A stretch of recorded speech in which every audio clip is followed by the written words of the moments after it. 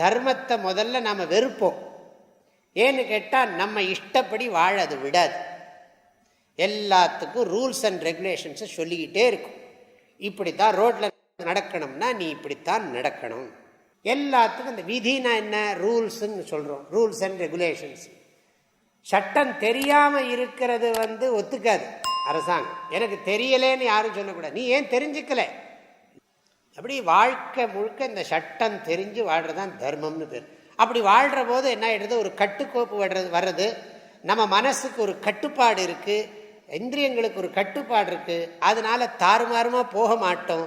எங்கே தாறுமாறுமா போகலையோ அங்கே ஒழுக்கம் இருக்குது. ஒழுக்கம் இருக்கிறதுனால உடல் நலம் பேணப்படுகிறது, மனநலம் பேணப்படுகிறது, அறிவு நலம் பேணப்படுகிறது.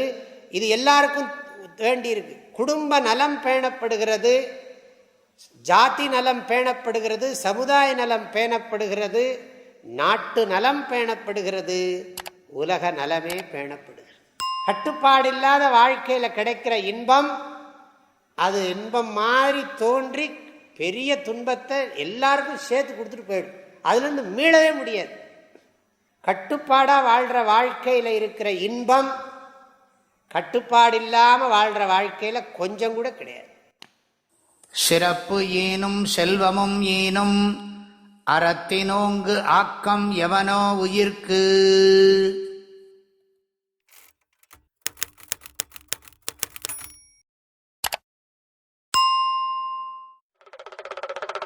வாழ்க வள்ளுவம், வளர்க மனிதநேயம்.